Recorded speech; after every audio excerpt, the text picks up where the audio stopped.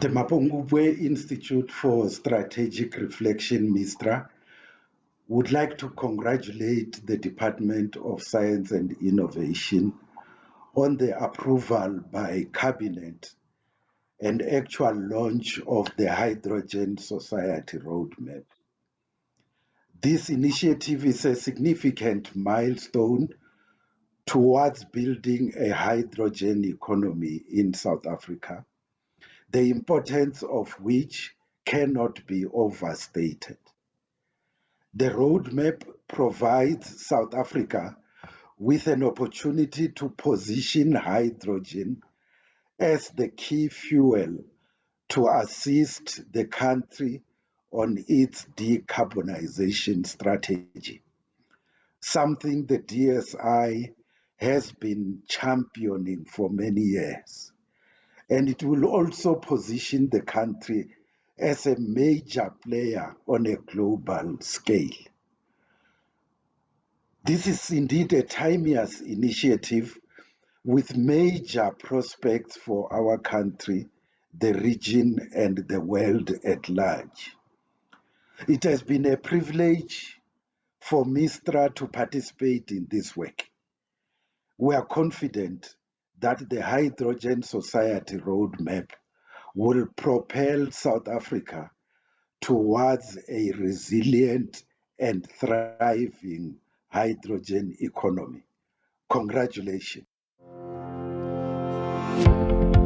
The Hydrogen Society Roadmap is a national effort led by the Department of Science and Innovation in securing a clean, affordable and sustainable energy future for South Africa. As a signatory to the 2015 Paris Agreement, the country has committed to the reduction of carbon emissions in various areas of the economy. We believe hydrogen has the potential to help build a greener future, create jobs and stimulate investment. That is why we have been supporting the DSI on the Hydrogen Valley Feasibility Study and the Hydrogen Society Roadmap journey. As the Central Energy Fund group of companies, we wish to congratulate the Department of Science and Technology for having pioneered the hydrogen economy initiatives long before it became fashionable. In our view, the DSI leadership cannot be overlooked given the resources and support they provided, especially towards policy and research and development. And in our view, the DSI is not being credited enough for, amongst others, its role in the creation of the tax incentive for broader research and development. This is an opportunity that is exploited by foreign companies and neglected by South African industry, which is regrettable. By 2050, pure hydrogen consumption could grow eightfold to about 540 million metric tons per year globally, and that consumption would be driven mainly by transportation and industrial processes, mainly as a feedstock. Therefore, the significance of hydrogen development cannot be overemphasized. Congratulations, colleagues. Impala Platinum congratulates the Department of Science and Innovation in leading the development of the Hydrogen Society Roadmap through a consultative process involving government, industry, and civil society. A zero-carbon hydrogen solution is one of the key evolving end uses for platinum group metals and an important part of the successful path to decarbonization, adding value not only to local communities, but global communities as well. Hi, my name is Molefi Mutuku, the Chief Executive Officer of Mintech. Mintech applauds the launching of the National Hydrogen Society Roadmap with the objective of establishing hydrogen economy in South Africa. Mintech commits to building capability and capacity in South Africa to locally produce catalyst, manufacture electrode membrane assemblies, fuel stacks, and fuel cells in partnership with the private sector and the public sector. All these form the cornerstone of the hydrogen roadmap. The CSR congratulates the Department of Science and Innovation for the Hydrogen Economy Roadmap. There is no doubt that hydrogen will be one of the key and critical energy sources of the future. However, it is not just hydrogen, but blue and green hydrogen. South Africa is very well positioned to play a leading role in the development of clean hydrogen due to our abundant solar resources and strategic reserves of platinum, one of the key enablers of the hydrogen economy. The launch of the HSRM is a momentous occasion. Informed by stakeholders in government, industry, and academia, it addresses South Africa's legacy of industrialization on the back of coal, minerals, and exploitative labor practices. Global interest in green hydrogen offers a major opportunity for South Africa and its abundant resources. UCT, co-host of HISA Catalysis, and our incredible cohort of researchers congratulate the Department of Science and Innovation for this tremendous achievement. On behalf of SASOL, I would like to congratulate the Department of Science and Innovation on the release of the landmark National Hydrogen Society Roadmap. This will underpin a sustainable hydrogen ecosystem in South Africa. SASOL is committed to play a leading role in the country's future hydrogen economy. We are already hard at work with stakeholders on catalytic projects, such as our feasibility study into Buchu Bay as a green hydrogen hub. Others include the High Shift Sustainable Aviation Fuel project and exploring green hydrogen production centers around the country. Team SASOL is committed to shaping a sustainable energy future for South Africa.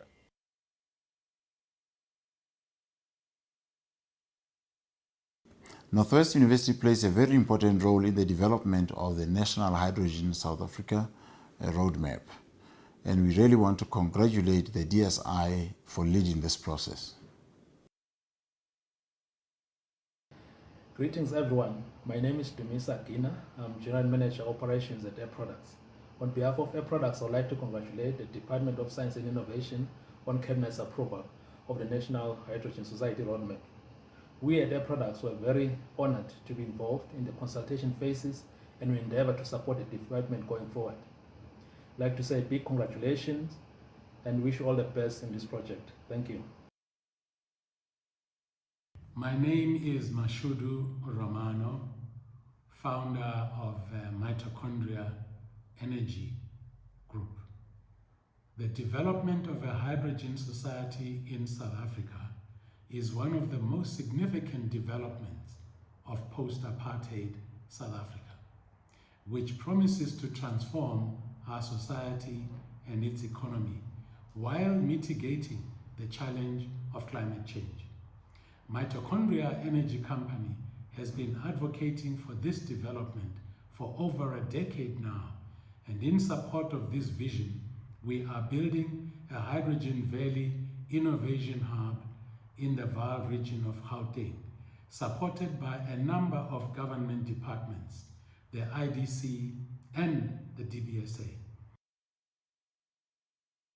On behalf of Eskom, I would like to congratulate the Department of Science and Innovation on the development of the National Hydrogen Society Roadmap.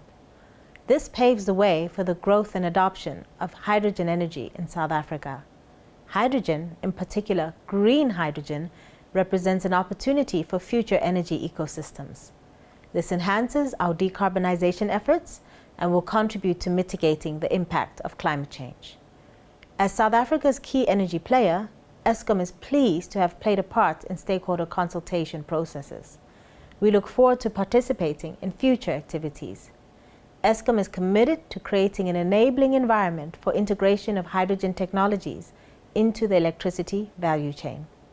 We wish the Department of Science and Innovation all the best with achieving the objectives of the Hydrogen Society Roadmap. We at Bambili Energy would like to congratulate Minister Nzimande and his team at the DSI for the development of the policy for the hydrogen economy in South Africa. This policy really reflects the important work and foundation that the department has been working on for over 10 years in terms of funding the intellectual development in South Africa for the hydrogen economy through bursaries and through supporting students. The work that the department has also done in terms of demonstrating technologies that use hydrogen, as well as funding intellectual property for the manufacturing of products that use hydrogen. On behalf of the University of the Western Cape, I would like to congratulate the Department of Science and Innovation for developing a sustainable hydrogen ecosystem and driving the agenda for hydrogen economy in South Africa. Connecting possibilities and partnerships will result in successful execution of this strategy that will lead to the much-needed skills development, job creation, and value add to the country's vast resources, particularly minerals and renewables. In doing that, we can also enhance our energy security and cut emissions. UWC is committed to supporting the drive of HySA. So congratulations and looking forward to working together in the future. ENGIE strongly supports the 2022 publication of the South African Hydrogen Society Roadmap. ENGIE believes that renewable hydrogen has a key role to play towards the zero-carbon transition and sees it as the missing link to unlock the full potential of renewables and carbon-free energy solutions. ENGIE has already taken actions to develop the country's hydrogen economy at scale through renewable hydrogen solutions dedicated to the mining industry and our involvement in the South African Hydrogen Valley. ENGIE is grateful to the South African government for the invitation to participate to the roadmap's development process. Thank you very much. My name is Bitumelo Mofase and I am currently a postdoctoral fellow here at the HySA Infrastructure Center of Competence, Faculty of Engineering. I am grateful for HySA and the DSI who invested in my career since my master's degree in chemistry. I have since had the opportunity to finish my PhD and now involved in the transition towards green economy or the so-called hydrogen economy. I am thankful to be in HySA as I am contributing towards decarbonization. So far so good, hydrogen is on the move.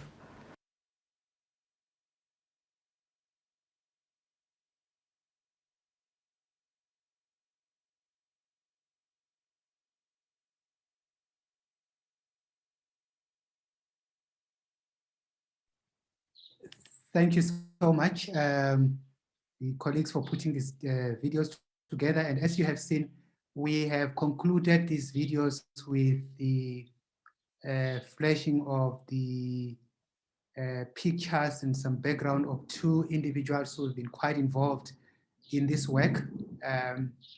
The former CEO of Toyota who passed away, together with Dr. Minesh Baipath, who was working on this program at the Secretariat in Sanedi. And unfortunately, both of them have succumbed to the pandemic that we're busy dealing with. And we want to say that although they are gone, we continue to reap the rewards of their hard work over the years. And may their soul rest forever in peace. I'm then going to take this opportunity to move to the next step. I think we have had the message of congratulations, and basically we want to say all this work has really been an outcome of the great political leadership that we have. And at this point in time, I really want to introduce our Minister, Dr. Blade Nzimande, to come and effectively do what we are here for, which is the launch of the roadmap.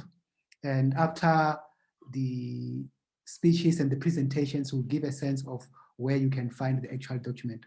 But at this point in time, Minister, this is your opportunity to then officially unwrap the document that encompasses the actual activities that are still coming, work that has been done, and what direction we need to go to and who's going to be involved. Minister, this is your platform. Thank you. Thank you very much, Program Director, Dr. Mboneni Mope, the DG of the Department of Science and Innovation, Dr. Philip Dwaha, the economic advisor to the South African president, Ms. Trudy Makhaya, my special advisors, the private sector representatives here, government officials, academia, civil society, distinguished guests, members of the media, ladies and gentlemen. Firstly, let me say thank you very much for those wonderful messages and words of encouragement from a variety of very important participants in this journey of Hydrogen South Africa. I'm grateful to be joining you this afternoon on this occasion of the launch of the Hydrogen Society Roadmap. We are holding this important launch of the Hydrogen Society Roadmap at a time when our country, and indeed the world, I dare say, are faced with the fourfold challenges of, firstly, the COVID-19 pandemic, secondly, persisting and stubborn economic crises and its associated challenges of poverty, inequality, and unemployment, thirdly, the crises facing poor families, households, and communities struggling to make ends meet, and fourthly, climate change. This launch also takes place at a time when South Africa is also focusing on extraordinary measures of economic recovery and reconstruction to achieve inclusive growth following the devastation brought about by COVID-19. Indeed, the depth of the crisis caused by the pandemic has sharpened our resolve to rededicate ourselves to address our massive socio-economic challenges. At the center of our Reconstruction and Recovery Plan, led by President Ramaphosa, is the creation of sustainable jobs and livelihoods. Our determination is to get our people back into the jobs they lost during the pandemic and also create new ones. This means that we want to broaden the participation of all South Africans in an inclusive economy. As government, we are determined to create an environment which encourages investment, the creation of employment and skills needed for our economic growth and development. I therefore view the launch of Hydrogen Society Roadmap as amongst the critical and leading instruments towards our economic recovery and developing our economy. Ladies and gentlemen, the South African hydrogen economy journey started in 2007 when Cabinet approved the National Hydrogen and Fuel Cells Research, Development and Innovation Strategy, HISA strategy. This strategy is currently implemented by the Department of Science and Innovation, the DSI, through the 15-year Hydrogen South Africa program. The HISA program, now on its 13th year of implementation, has made a significant contribution towards the creation of a hydrogen economy in our country. This has been achieved through the creation of knowledge, technological expertise, and human resources development. During the 2019-2020 financial year, the HISA program underwent its second 5-year review, which recommended the development of an overarching Hydrogen Society Roadmap. In September 2020, the DSI initiated a process to develop this roadmap in a collaboration with key and relevant departments, as well as the private sector and civil society, including academia, through a consultative process, which culminated in a stakeholder collaboration workshop held on the 14th of July, 2021. This led to the Cabinet approval of the Hydrogen Society Roadmap on the 14th of September 2021. The implementation of this roadmap is expected to support inclusive growth and assist government to reduce unemployment, poverty, and inequality. In South Africa, hydrogen is extensively used in the chemical and fuel refining sectors, but it is currently produced mainly from non-renewable sources, such as coal and natural gas. What is of course concerning is that hydrogen and fuel cell technologies are currently used in very few industrial activities in our country. However, the use of hydrogen and fuel cell technologies is likely to expand significantly in future, driven by both mobile and stationary applications, as well as its use in industrial processes, such as ammonia and steel production. In addition to the renewable resources and available land to build the required renewable energy plants, South Africa has a comparative advantage in that our country is home to 75% of the world reserves of the platinum group metals. The platinum group metals such as platinum, ruthenium, and iridium are key components in fuel cell, catalysts, and electrolyzers for green hydrogen production. In addition, South Africa has a unique and patented Fischer-Tropsch process owned by Sasol, which gives South Africa a competitive edge in the production of liquid fuels based on the hydrogen production route. Opportunities exist indeed for direct replacement of the hydrogen from natural gas by green hydrogen. For example, with the existing gas-to-liquids facility operated by PetroSA, as well as the existing port infrastructure located from the East Coast all the way to the West Coast of our country, this basic infrastructure can be modified and expanded to supply hydrogen into the domestic and international markets. South Africa currently produces 2% of the global demand for hydrogen, mostly made from natural gas by Sasol. Given the projected global demand for green hydrogen, South Africa has the opportunity to convert its current global supply to green hydrogen and the potential to increase the country's share of the green hydrogen market. One, by the way, also hopes that over and above this, South Africa will not just narrowly be the developer and user of hydrogen energy, but it will also provide and contribute to scientific thought leadership in South Africa and globally. As a country, South Africa has good trading relations with the countries that are looking to import green hydrogen. These include the European Union, broadly, and Germany in particular, as well as Japan, South Korea, and China. According to the recently launched South African Hydrogen Valley Feasibility Study report, the average cost of green hydrogen will be around $4 per kilogram by 2030 along the Platinum Valley corridor, representing a green premium, I must say, of $2 per kilogram above gray hydrogen produced from natural gas.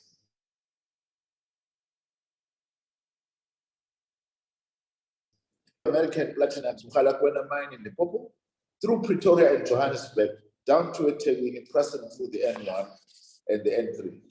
It is expected that by implementing the catalytic projects identified in the South African Hydrogen Valley Feasibility Study report, the green premium could be lowered to enable green hydrogen to be at parity with gray hydrogen.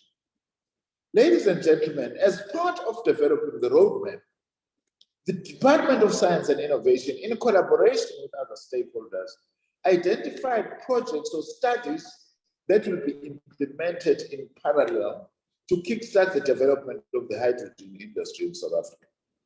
For instance, the Department of Trade, Industry and Competition is developing a national green hydrogen commercialization strategy that will give confidence to investors that South Africa is indeed a destination for investment in the hydrogen economy. The following catalytic projects have been identified as key to kickstarting the implementation of the roadmap. The Platinum Valley. The department's Hydrogen Valley partnership with Anglo-American, Bambili Energy, and ENGIE is an example of leveraging investments made in the Hydrogen South Africa program to create mechanisms for the uptake of publicly financed intellectual property and supporting small, medium, and micro enterprises. Estimates place the potential gross domestic product impact, direct and indirect, of hydrogen projects in the country at $3.9 billion to $8.8 billion if the full vision of the hydrogen value is realized. This project is estimated that it could bring an additional $900 million to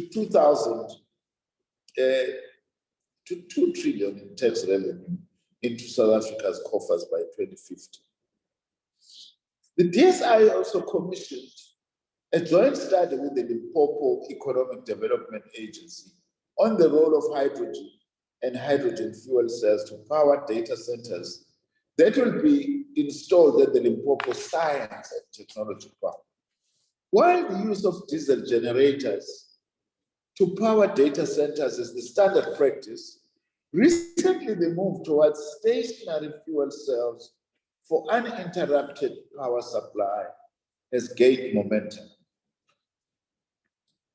The Coal CO2 XRDI program aims to use renewable or green hydrogen and pollutants contained in the flue gas from coal-fired boilers to make value-added products that can support the transition to a decarbonized energy system and assist the country to meet its emission reduction goals while also ensuring a just energy transition.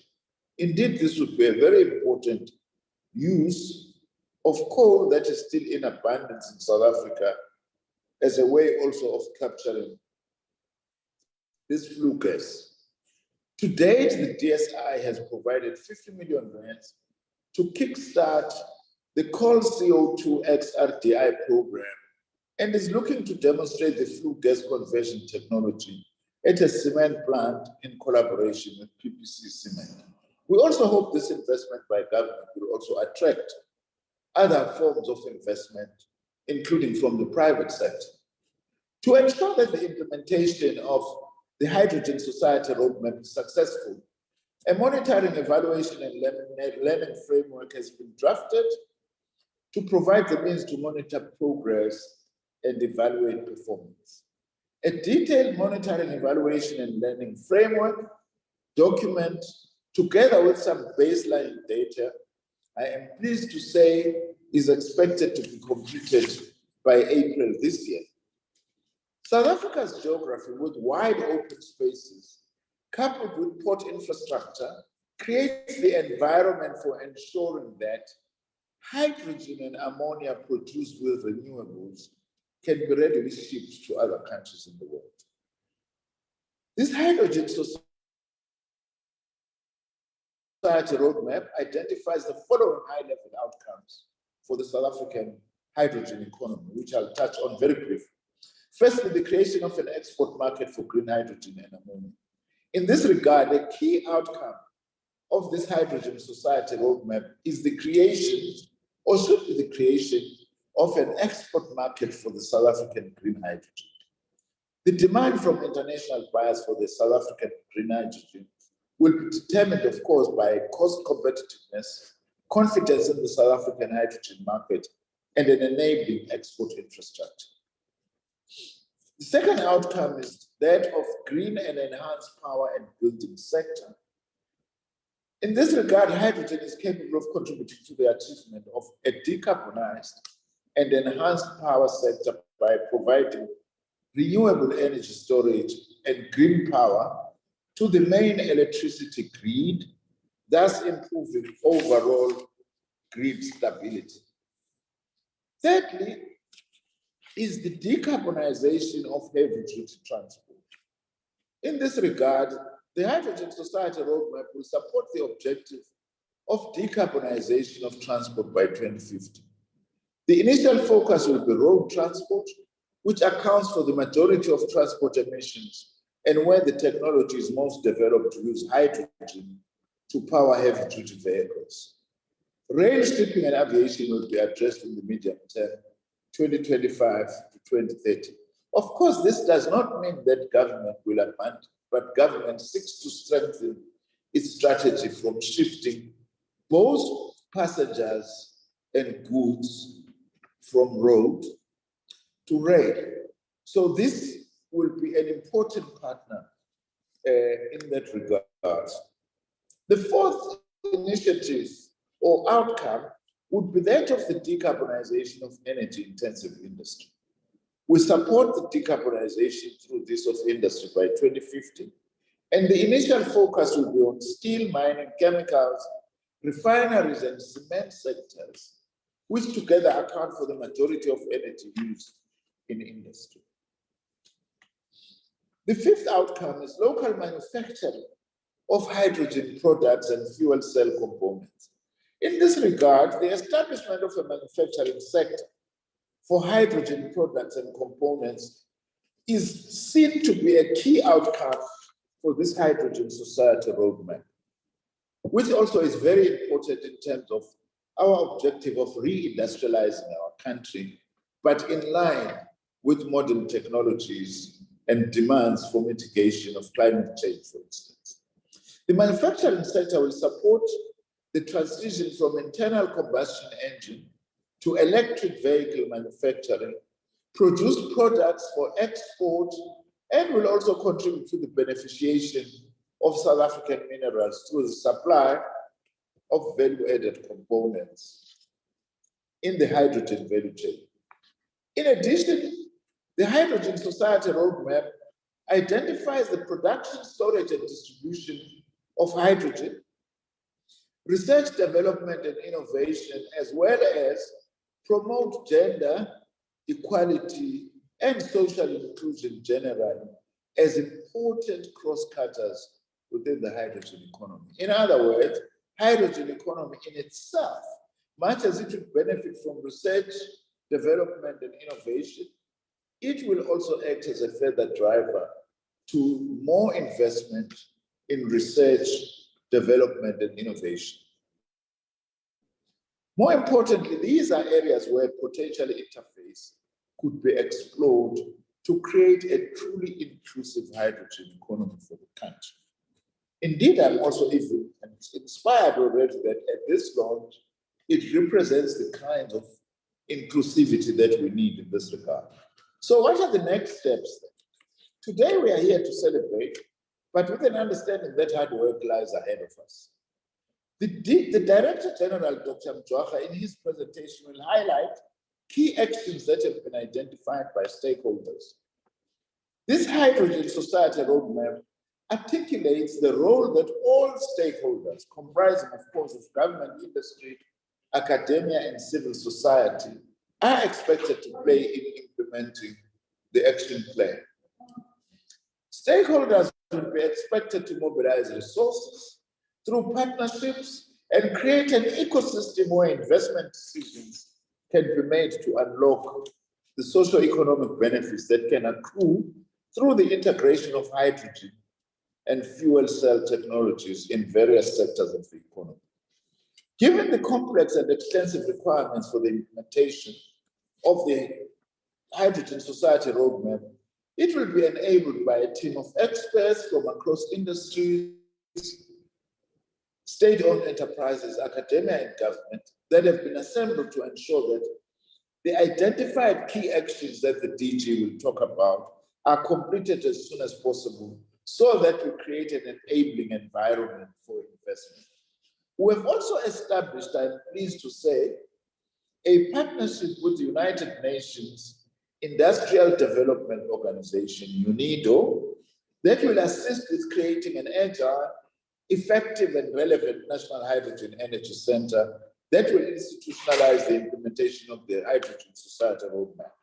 UNIDO has been working with governments, business associations, and companies to solve industrial problems for more than 50 years, earning a reputation as the world's most experienced industrial problem solver, as well as a neutral and honest broker in promoting cooperation and coordination among countries around the world. UNIDO is fully committed to contributing to the achievement of the Sustainable Development Goals of the UN In particular, Goal 9, which focuses on infrastructure, industry, and innovation. As South Africa, we joined UNIDO as a member state on the 24th of October 2000. Ladies and gentlemen, in conclusion, if South Africa fully implements this hydrogen society roadmap, within a few years, at least 20,000 new jobs will be created in South Africa as part of the adoption of the hydrogen economy. My Department of Science and Innovation, together with my other Department of Higher Education and Training, are working together to scale up training and reskilling programs across South Africa to ensure that the requisite infrastructure, curriculum, and lecturers are in place to educate the next generation of employees and participants for the hydrogen economy. I would like in particular here to invite the private sector to partner with us in training and producing the necessary employees and specialists by providing workplace exposure for purposes of creating the kind of a participant or employee we need to grow our hydrogen economy.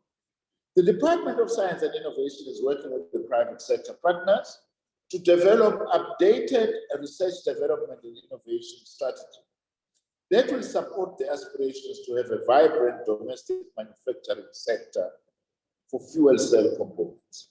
A number of memoranda of understanding have already been signed with leading energy companies, both in the private and state-owned, to co-fund and co-create future technologies for the hydrogen economy. In closing, let me first thank our Director General, Dr. Mtwapa, for ensuring that the officials of the department, as well as other members of the National System of Innovation, have worked to ensure the successful implementation of the Hydrogen South Africa strategy. They have ensured that through the Hydrogen Society roadmap, we have leveled up our efforts to the full participation of the private sector, other government departments, civil society, and academia in securing a clean, affordable, and sustainable energy future for South Africa. I also want to use this occasion to express my gratitude to all of you, each and every one of you who is participating today and who is part of this important occasion. Really appreciate that. I want to assure you today that government will continue to create an enabling environment for the implementation of the roadmap. We will also focus on more attention on shovel-ready projects, such as those identified with the Platinum Valley Initiative. We have a huge task ahead, but the level of commitment that we have thus far demonstrated gives me confidence that there is no challenge that will be insurmountable on our journey to a hydrogen economy in our country. As the Minister of Higher Education, Science and Innovation, I therefore launch officially today the Hydrogen Society roadmap, and thank you very much.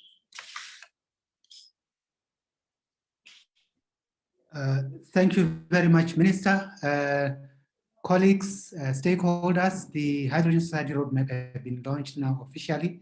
And as I've indicated towards the end, we'll give you the links to the document. I see we've got people who are raising their hands. We will attend to that. We are going to go into the question and answer after the next item, which next item will be handled by our Director General. And this is really basically to just provide some sense of high-level outcomes of the roadmap, that which we expect to be able to do. And the reason why we do that is so that we need to know how we are going to be measuring whether we are being successful or not, and whether we are doing the things we said we're going to do. So this is really what this presentation is going to do. And I'm going to hand over to the DG, and as soon as he's done, then we'll be able to attend to the issue of Q&A. DG, the platform is yours. So you're going to be able to also share the presentation. Thanks very much, DG Mjwaha.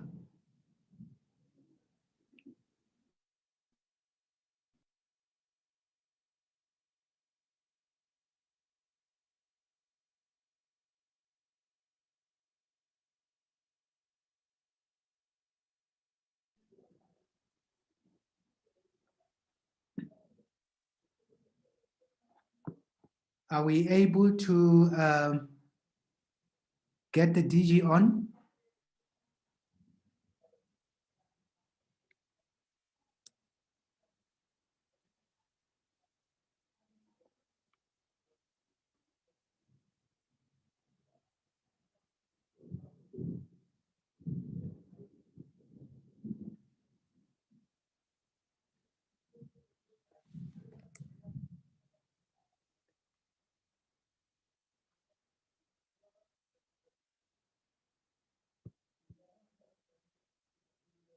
Okay. Colleagues, we're just trying to get the Director General on, so we'll hopefully resolve this sooner.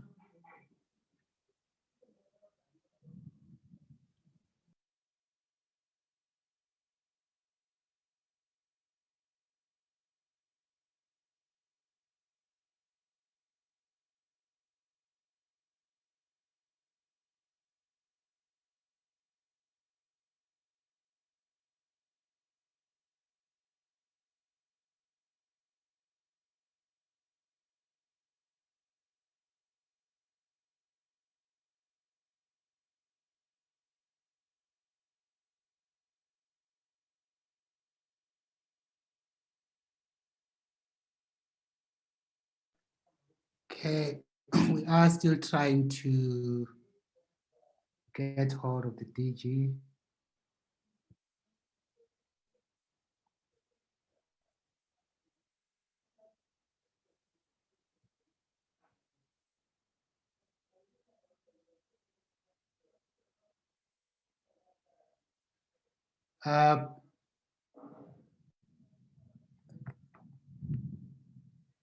Caesar, can we make sure that the DG has access? Yes, DG, we are trying that option right now. Okay. Thanks.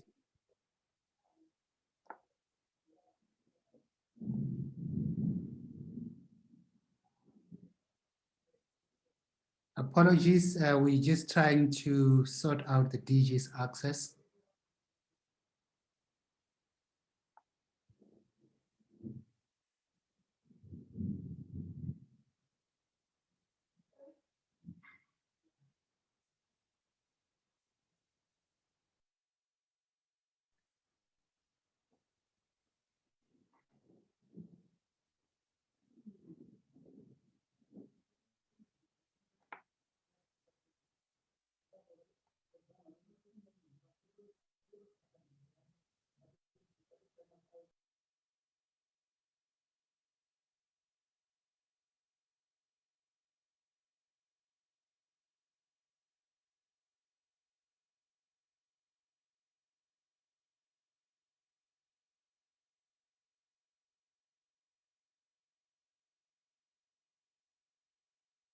We're getting closer. I hear that the link has now been sorted and the DG should be joining us anytime.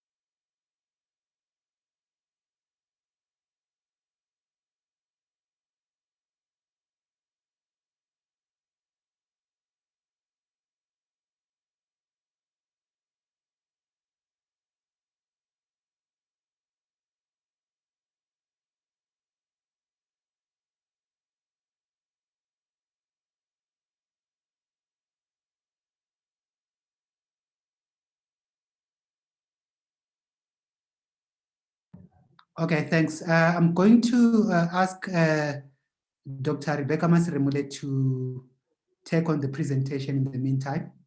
Rebecca, if you can just quickly load, and of course there is a couple of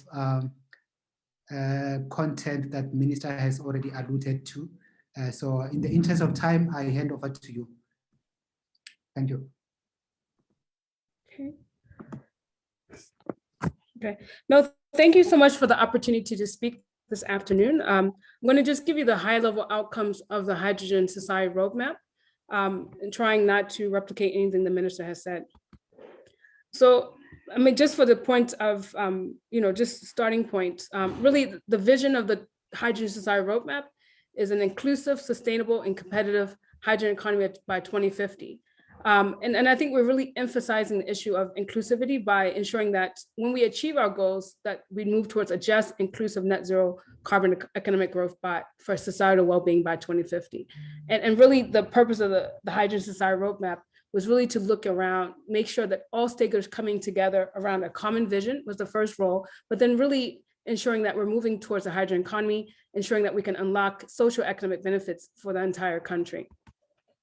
So in terms of the subcomponents, we felt that the high-level Hydrogen Society Roadmap really it can be a very academic exercise. However, it was important for us to do what we call deep dives to really look at areas where we can kickstart our economy. So one was looking at issues of just transition, looking at the Coal CO2 to X program, making sure that abatement of technologies to increase the demand for green hydrogen could be enabler.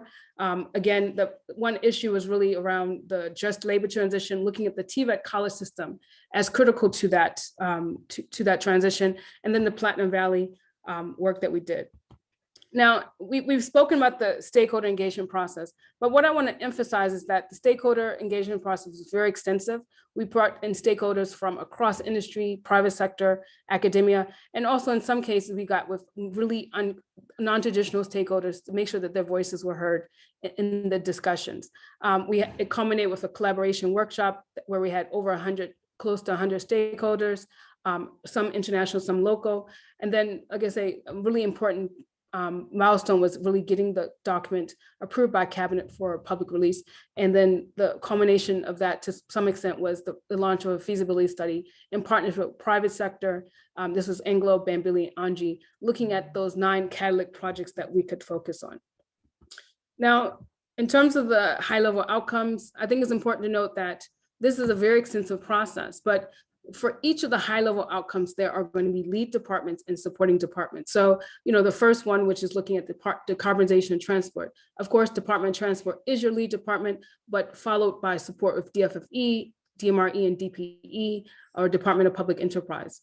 Second outcomes, looking at decarbonization of intensive energy, the DTIC would lead that, followed by support of the Department of Forestry, Fishery, and Environment. Third high-level outcome is really looking at a creation of an export market for green hydrogen and ammonia, and also other derivatives of hydrogen. DTIC would be the lead on this, but really supported by the Department of International, DERCO, and National Treasury, because essentially our officials living in other countries are really at the coalface of the discussions around this opportunity.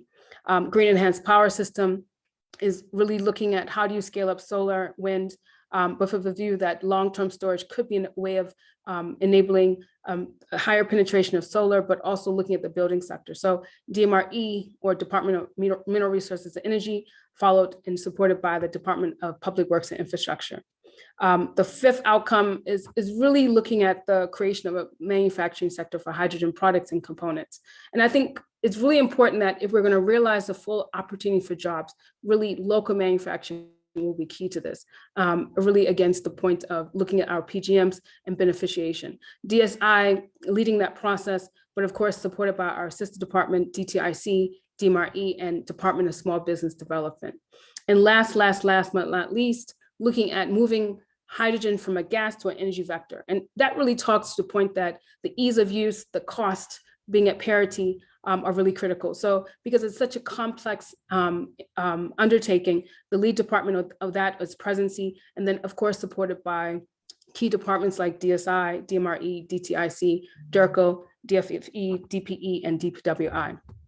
So I think the heart of we've talked about these actions, and I think it was important to take these 70 key actions. Now it's important that these are not expected to be done in the next 3 years, but they're really spanning over over the next 10 years. Most of the actions are expected to occur within the next 36 months.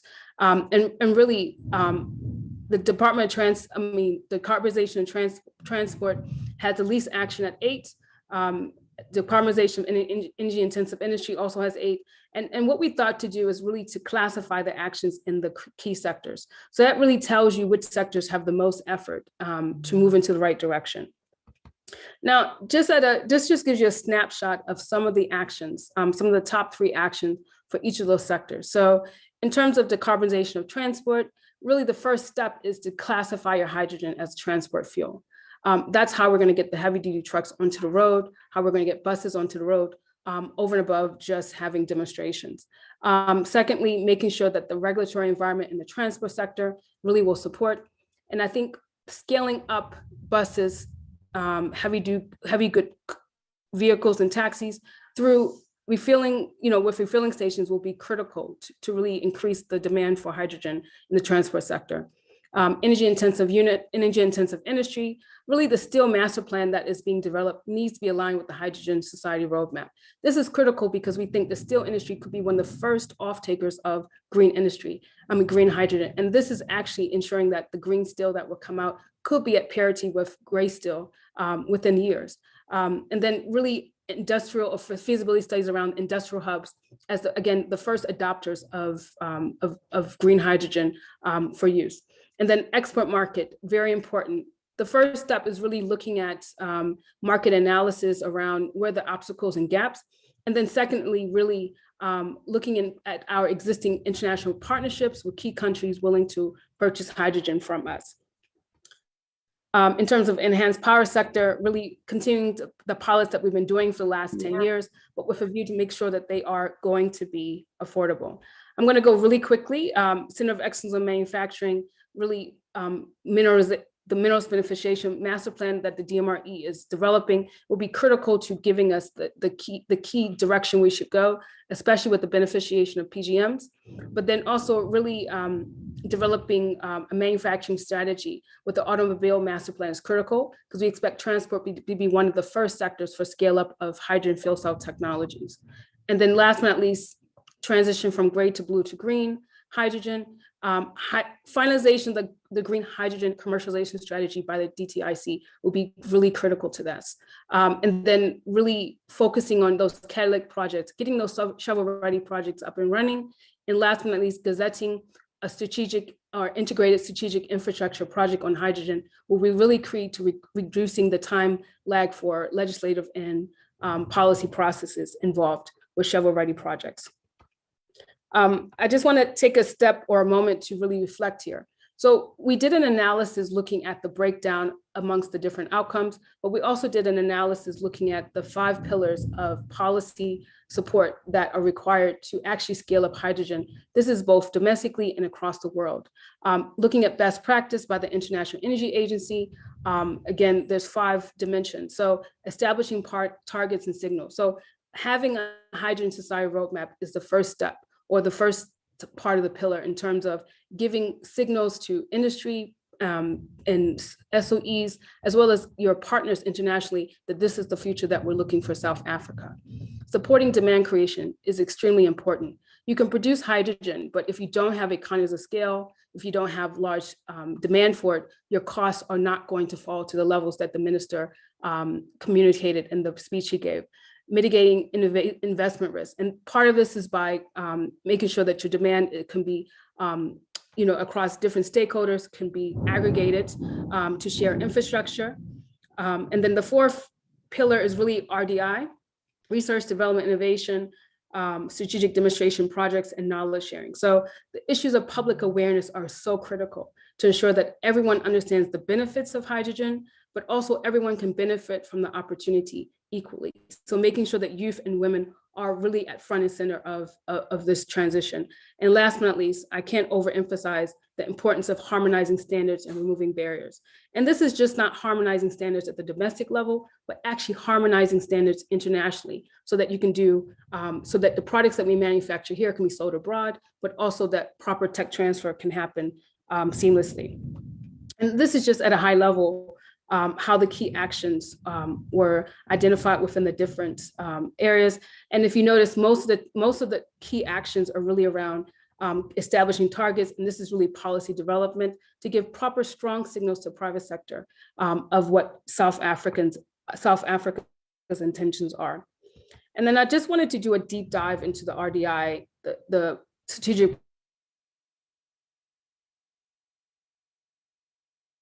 steps we're going to take is to revise the RDI strategy to support the Hydrogen Society Roadmap. But then I think in terms of the catalytic projects, in order for the Hydrogen Society Roadmap to have true impact on supporting the economic reconstruction recovery plan of South Africa, those shovel-ready projects have to get up and running, and not within years, but within months. And we need to do what we can as government to ensure that this happens. And then last but not least, I cannot overemphasize the importance of skills development to make sure that this will have inclusive growth, but also ensuring that different stakeholders understand the importance of the benefits of hydrogen.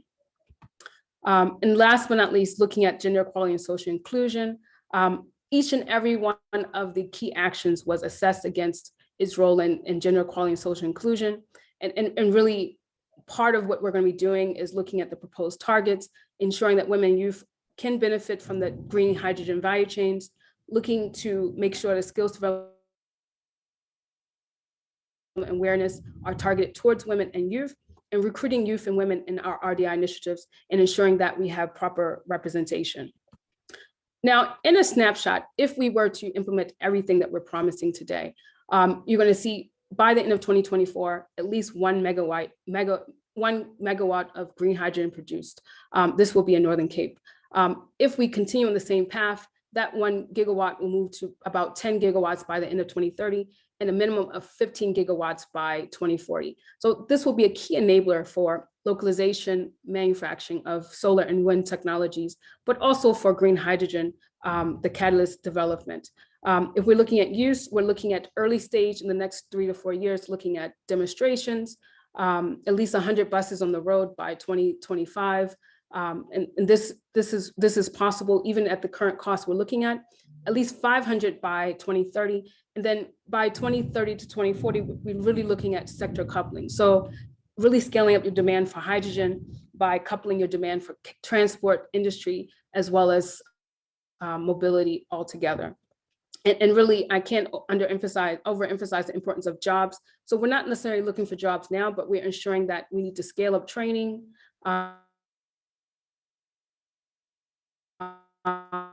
realized by 2030, which is 20,000 jobs per annum will be taken up by youth, women, as well as South Africans. So in closing, we embarked upon this journey because the question is, should we take this opportunity? And it's very clear. South Africa should leverage the hydrogen opportunity as part of our economic reconstruction recovery plan for South Africa. I think it's important to do this, this will help us to rebrand South Africa as a destination for sustainable investment that incorporates environmental, social, and good governance principles. Again, gender equality and social inclusion are at the core of the transition, tackling the triple challenges of poverty, inequality, and unemployment. This has always been at the front and center of all key policies for South Africa. And the Hydrogen Society Roadmap will be no different as we take our tone from our National Development Plan, as well as other key policies. Part of this requires building stronger partnerships with government, private sector, and civil society. And I think today's launch is part of that process to build stronger partnerships. Of course, we can't forget where we started from. Hydrogen South Africa has been here for over 15 years, close to 15 years. And really, we need to leverage the opportunities, the capabilities, and the coherence that has been created by this program. And very last but not least, international partnerships are key. I saw the chat that there's quite a few people internationally and domestically here in today's meeting. And really, it's critical to know that while we want partnerships, national interests should be clearly articulated and protected. Thank you. Thank you very much, Rebecca. The presentation ends with some of the products that are powered with hydrogen fuel cells, locally developed technology. So thank you very much. I also need to indicate here that the DG has joined us. I don't know, DG, if you want to say anything before we go to question and answer session. No, not really, Dr. Mope. I'll pick up on the Q&A, and thanks to Rebecca for coming in for me. Thanks very much. Okay, thanks very much. So we have now come to the Q&A part. There are various ways in which you can ask questions. One of them is to use the chat, or the other one is to raise your hand. And the colleagues will also help me in terms of picking up those hands that I may perhaps not be able to. So this is it. You have seen that we have deliberately made sure that we find a way of measuring ourselves as we go forward. So this is really not a wishy-washy document. We've got a clear indication of where we want to be by when. I see there is a hand by Jawad Shabodin and the one by Monteverde Hakonsen. So in that order.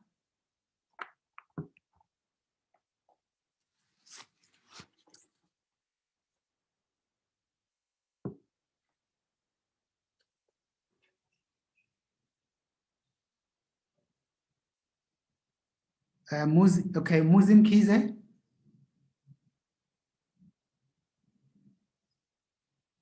Thank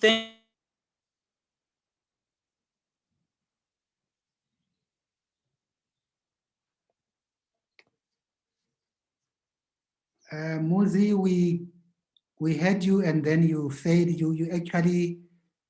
Can you hear me now? Yes.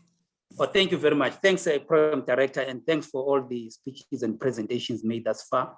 Dr. Maseremula, I would just like to get an understanding. Can you still hear me? We can hear you. Okay, I just want to get an understanding in terms of positioning this hydrogen in the development as well as the roadmap, because in the roadmap there are certain key points that mark certain achievement, key milestones. If in the presentation that the timelines could be also be included in terms of positioning things accordingly, because if you look at the energy, the broader energy space, once you've got a certain intervention, it then affects the decisions in other energy the energy carriers that we have in terms of impacting them. I would just like to know where is the bigger picture of energy space of the country being visited to kind of form a holistic viewpoint so that the decisions in other in other disciplines are take this hydrogen into consideration. I just would like to get what kind of interventions are being made in that regard. Thank you. Thanks very much. We've got Dr. Chapelo, we got Mark Gordon, we got Suntarin Pillay in that order, and then we'll take a few hands before we go to deal with the answers. Thank you, Dr. Murphy, and I'm assuming you can hear me. Yes, we can. First off, I'd like to congratulate the Department of Science and Innovation on this very important roadmap. And as a CSIR, Smart Pace, we are looking forward to really collaborating with the department into bringing it into reality. Two issues. The first one was in a slide where there was a list of demonstration projects. Perhaps a question there would be, what was the basis of the choice of the demonstration projects? Perhaps maybe they've been selected to demonstrate certain key elements of the hydrogen value chain, I don't know. The second one, in terms of the timelines that were indicated and the various milestones indicated in those timelines, has there been some kind of an anticipation of what the hydrogen consumption estimated, say locally? And I know that the strategy or like the roadmap is also looking into satisfying international customers, but locally, has it been mapped in terms of the hydrogen demand in South Africa over the 3 periods that have been indicated? Thank you, sir. Thank you.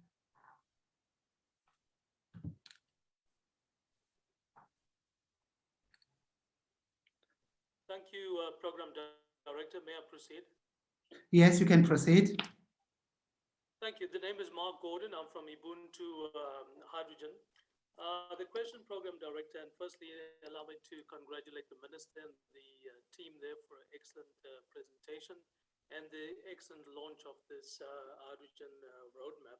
I just wanted to find out, Program Director, in terms of support to municipalities, either local government or provinces, in terms of a hydrogen economy that really starts ticking a lot of boxes. And in this context, I want to raise the opportunity where,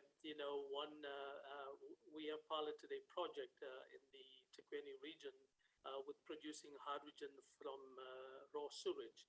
And it shows how we can really address the issue of pollution, energy security, and the just transition issue together with, climate proofing of all of these sewage works around the country that really could be a very good climate offset program for the country. I just want to find out at what stage in the value chain really there would be some kind of support to municipalities in terms of, the climate mitigation program.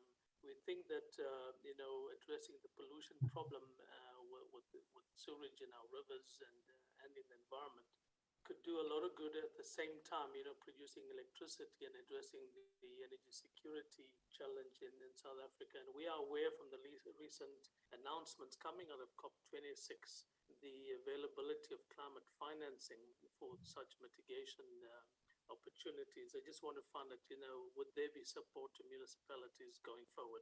Thank you very much. Okay, thanks. We're going to take Sunteren Pillay and Mandila Ke, and then we'll go to Ayanda and Mahomet, and then we can get the first round dealt with.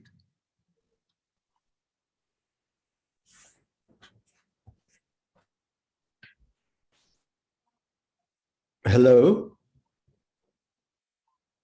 Hi. We can hear you. Firstly, thank you and congratulations to the Minister and the DSI. Hydrogen is long overdue in South Africa. I just want to reiterate, Mark Gordon, my partner, spoke. We at UPS, which is Ubuntu People's Powered Solution, have been doing hydrogen now since about 2012 from about wastewater. And we like the fact that hydrogen is been emphasized from other sources, but we mustn't forget the green friendly solutions, which is converting our waste into hydrogen. There's huge opportunities in South Africa that we can, like Mark said, that we can sort 2 issues out at one stage. A, our waste problems, and B, the production of waste to hydrogen and that hydrogen into power solutions. Because we must also remember one of the biggest consumers of electricity in municipalities, 60% of their power is consumed by the wastewater works. And using hydrogen to their own hydrogen to take care of the electric demands would ease the burden on our country. And like Mark said, we just want to know what sort of support are we going to get from government for these environmentally friendly solutions to that promote hydrogen production in our country. Thank you. Okay.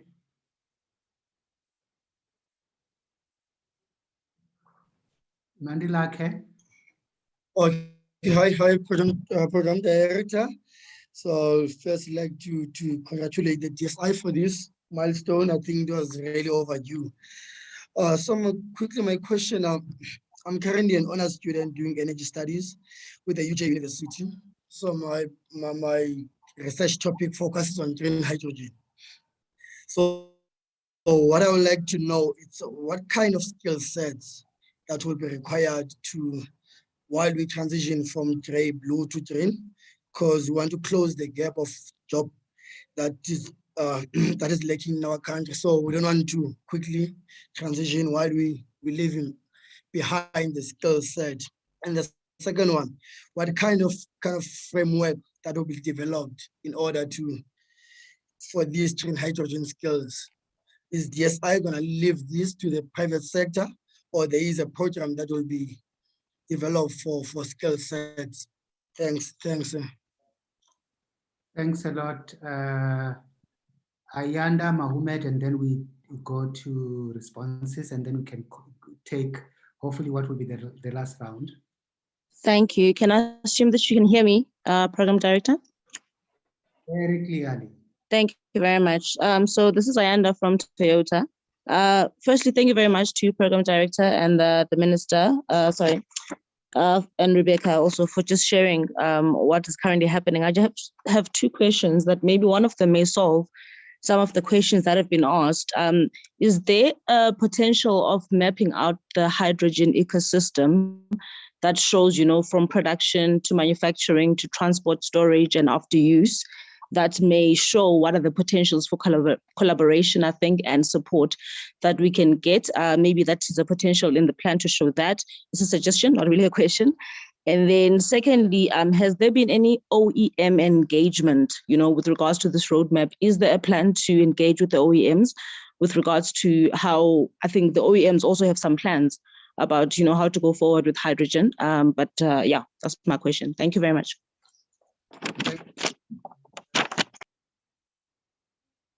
Mahomet. Hi, thanks.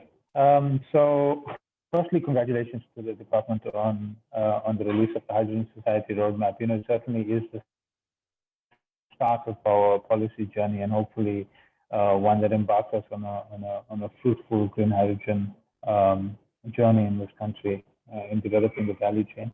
My question relates to, we always hear when it comes to policy making in South Africa, the need for policy coordination between different government departments and different projects.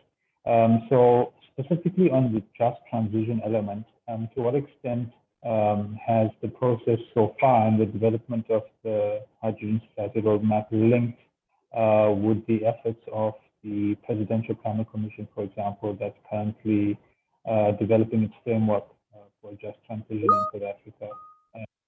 And so I guess my question is, to what extent is the alignment between these processes? Thank you. Okay, thanks very much. So we're going to deal with these questions, and then we'll continue with the that. Some of the questions you would see when you have access to the document that they've been answered in terms of what the document provides for and the details and the level of coordination. So that would probably be solved by that document. But for now, let me just ask Rebecca to come in first, and then if there's anything I need to add, I'll do so, and then our DG will wrap up, and then we go to the next round. That's if some of the questions remain unanswered. Rebecca? No, thanks, DDG. I'll also be bringing in Dr. Cosmas Chiteme to also answer some questions that I may miss. I'm going to start with Ms. McKeezy's question around how do we, the issue around, is there an energy holistic point of view, like a policy that speaks to, the interlinkages between hydrogen and other energy carriers, and also in terms of the energy space and the interventions, and the full understanding of how energy carriers are used, how we deal with that. So I'd like to start by saying, first of all, I would say hydrogen is the lightest elements, but also at the same time is one of the most versatile energy carriers, and globally. So you can use it within. That's why the outcomes range from transport to industry, to buildings, power sector for long-term storage. And in part, what we're doing is informed by the IRP 2019, is informed by other policies of government that talk to the decarbonization pathways for South Africa, and the evidence base that was fed into it was shared from government, private sector. So we extensively, through the engagement process, we extensively took inputs that shaped the work that we're doing. Of course, that work, we did techno-economic analysis and modeling work that also was at the base of what we came up with. But then also in addition to that, it was also fed by what stakeholders believed could be the key actions that should be taken. So in terms of what you're asking for, I think our policies around how hydrogen can play an integral role in the energy system of South Africa and our role in the global hydrogen system. But I think an overarching policy around energy carriers is probably within the guise or the responsibility or mandate of the DMRE. In terms of Dr. Seklapo, in terms of what is the basis of the choice of demonstration projects, we took a premise that when we did the stakeholder engagement process, we used a round table. And for those of us who pass high school math, we understand that a circle is everything, every edge of the circle is equal distance from the center, which means that every voice we felt at this point in time was equal. So different stakeholders put forward projects. So we had spoken to Northern Cape. They put forward the Bugabai, that's being led by the Prisca Reserve, which is, we actually have a Black woman CEO leading that. We received projects from SASO, we received projects from Anglo, from Bambili, we received projects from different stakeholders. So we didn't choose to say something could not go into the study. We just said, we just synthesized it so that everyone is aware of the catalytic projects that people are thinking about. And most of those catalytic projects were actually underpinned by extensive techno-economic analysis. Like for instance, the Platinum Valley Initiative, I think there were close to 65 stakeholders that actually fed into that process. The process around Bugabai, again, they had extensive stakeholder engagement. So I think we were just taking the synergy, we're basically Hydrogen Society Roadmap is synergizing the different studies and work that other stakeholders are doing and feeding it to our process in one coherent place. In terms of Mr. Gordon and Mr. Pillay, your query around opportunities and support for local government and municipalities, I think it's critical to note that we did give a bit of a, I would say, understanding where the domestic demand could be located. I think the Hydrogen Valley, I think between 40 and 80% of the domestic demand in South Africa is placed within that corridor. And the reason why we're doing it is because if you get economies of scale with consumption and production, you actually bring your costs down. There is support from municipalities, but I think the Hydrogen Society Roadmap features how other government departments, DTIC, DMRE, so forth, will work together with provincial governments to make these things happen. So I think the understanding around the full opportunities, we're still unpacking in full detail. There was a student who asked a question about the skills. I think Manda Lake, you said, proud, happy that you're doing work in the technical sector. In terms of the skills we need, we need skills, all types of engineers. If you're talking about green hydrogen production, you need water. Water resource engineers are going to be critical, especially given that South Africa is a water scarce country. Electrical engineers, chemical engineers, electricians. I would say for every one engineer we have, we probably need about 10 technicians or graduates from with national diplomas. So currently, we really need to massively upscale. This is why we're focusing so much on the TVET college system and university technology system, because we probably need more graduates from those programs or those colleges than we do from universities. In terms of the framework for hydrogen skills program, one of the key actions of the program of the Hydrogen Society Roadmap is the development of a skills development plan. And I will honestly say I've worked with the colleagues in DHET, during the midst of COVID, while people were getting infected with COVID, they actually, in partnership with us, put in place a skills development program or reskilling program for students from TVET and University of Technology to operate and maintain operate and maintain fuel cells. And some of those graduates are actually working today successfully. So skills development plan is one of the first actions that will be taken, and actually making sure we can scale up, especially over the next 12 to 24 months, will be critical for the jobs expected to come into the economy in 2024. Ayanda, I think you had a question really around the opportunities to support OEM engagement.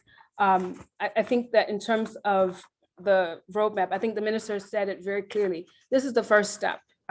First step is to release the report and then really start having those deep engagements necessary so that we can ensure that we create an enabling environment, but also where we can get shovel projects up and ready to go. What support do you need as global OEMs or private sector to make it happen?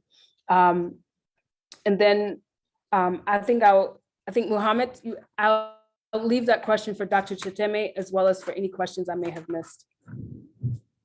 Dr. Chiteme, very briefly, 1 minute.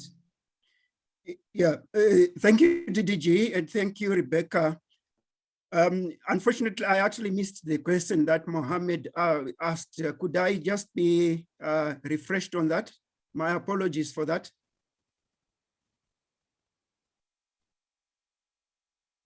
No, I can take that question, but I think Mohammed's question is really around the issue of just energy transition and making sure there's proper policy coordination between the different government departments. That's fine, yeah. Rebecca, I can take it. Thanks a lot, Mohammed, for that question. I think the minister alluded to the core CO2 to X project, where we are looking at taking the flue gas from coal-fired power stations and really combining that with green hydrogen to make value-added products such as sulfuric acid, green ammonia, and fertilizer salts. We believe that such a project has got very important implications in terms of emissions reduction, but also leveraging on existing facilities with regards to making sure that we use our existing assets for longer without a negative impact on the environment. But products such as sulfuric acid are also important in the hydrogen production process, where sulfuric acid will actually be used as part of the electrolysis process for green hydrogen production. But more importantly, if we use those existing assets for longer and create new industries around the green ammonia and fertilizer production processes, we can then create new industries around areas like Mpumalanga, where our coal-fired power stations are concentrated, but also looking at other regions such as Sasolburg and the Bojanala district in the Northwest province or in parts of Limpopo. So we believe that the core CO2 to X program will address issues of just energy transition in that regard. Thanks, DDG. Okay, thanks very much. I have to take one question and we close because it's gonna be 4 o'clock.